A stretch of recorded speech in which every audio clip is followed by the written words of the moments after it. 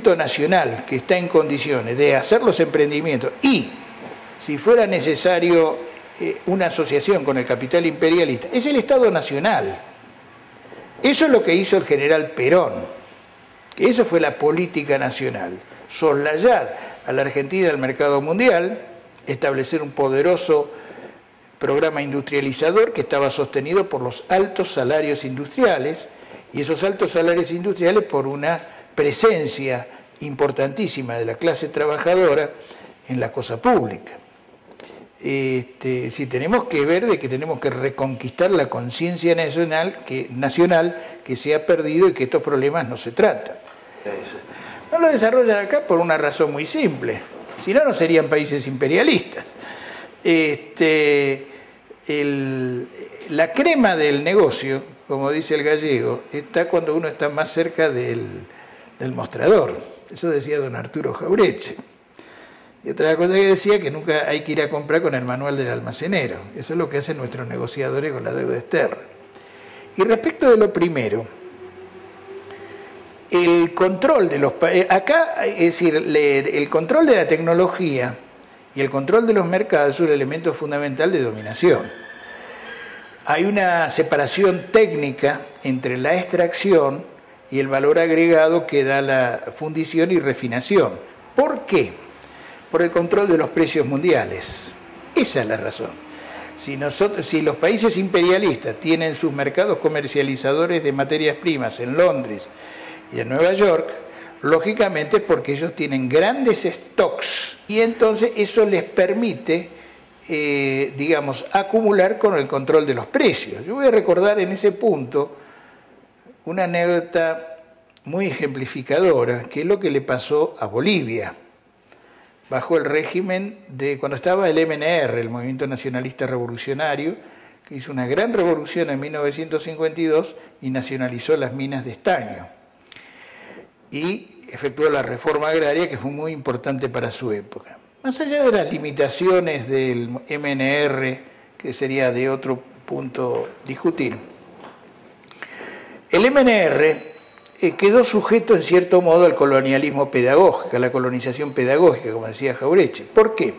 Porque estamos hablando de la década del 50, 60 y parte del 70, y el imperialismo norteamericano, que estaba en la Guerra Fría con la Unión Soviética staliniana, aterrorizaba a los dirigentes de la pequeña burguesía nacionalista del MNR cuando ésta intentaba colocar una fundición con tecnología soviética.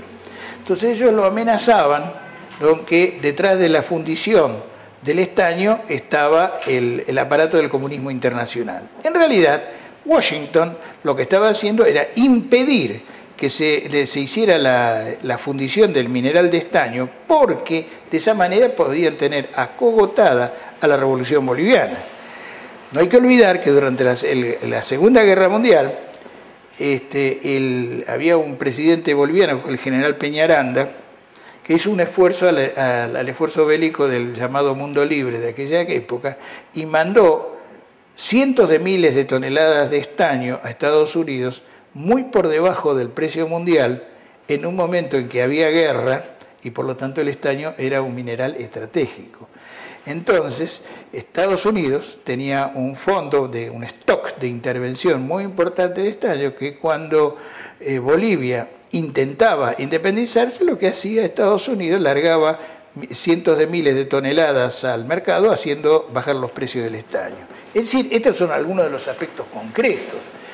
Y usted me preguntaba por qué motivo los imperialistas no quieren hacer la metalurgia acá. Bueno, acá en estas cosas son, ¿cómo se entiende? Sí, está la llamada Ley Nacional de Inversiones Mineras, que es la Ley 24.196, que fue promulgada en 1993, si mal no recuerdo.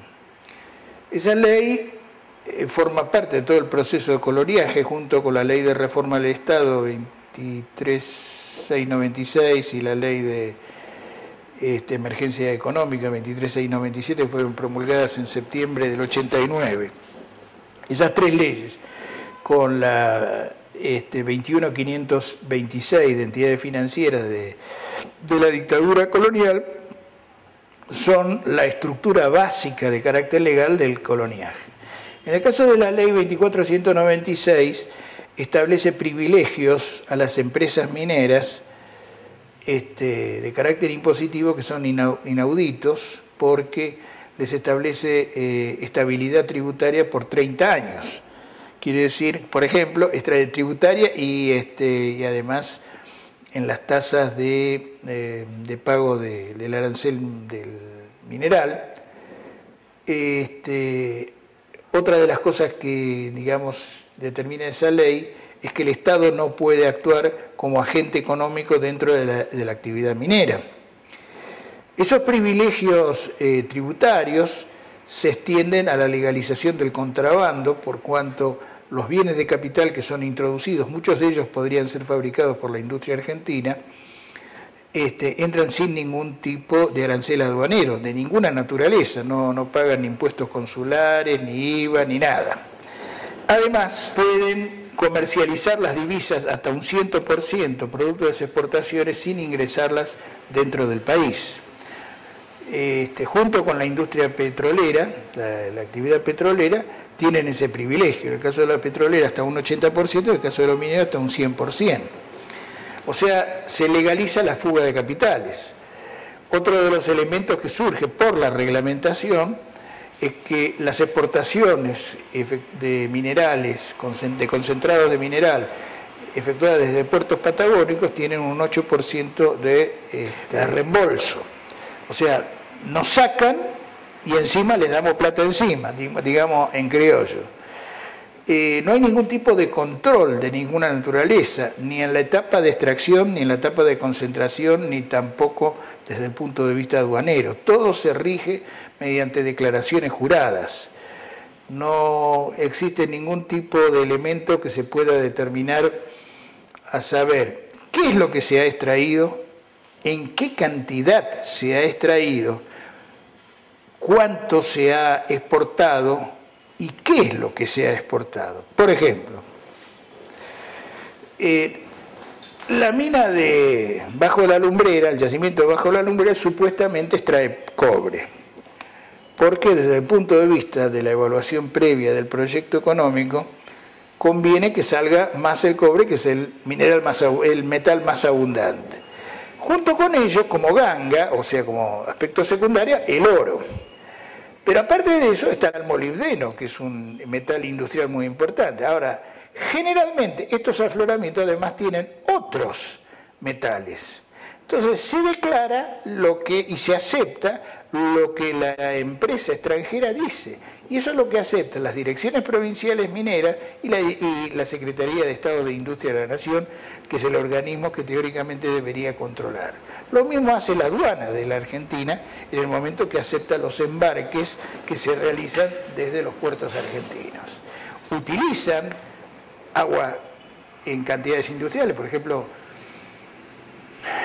en el caso del yacimiento de Bajo la Lumbrera, 100 millones de litros de agua por día. En el caso de Pascualama, que es un proyecto muy importante que se acaba de aprobar para hacer en San Juan, un proyecto binacional, consumiría casi 40 millones de litros de agua por día. Y digo esto del agua, porque al comienzo le señalábamos que la Argentina, en casi 2/3, casi un 70% de su superficie es semidesértica. Por lo tanto, el agua es un recurso escaso.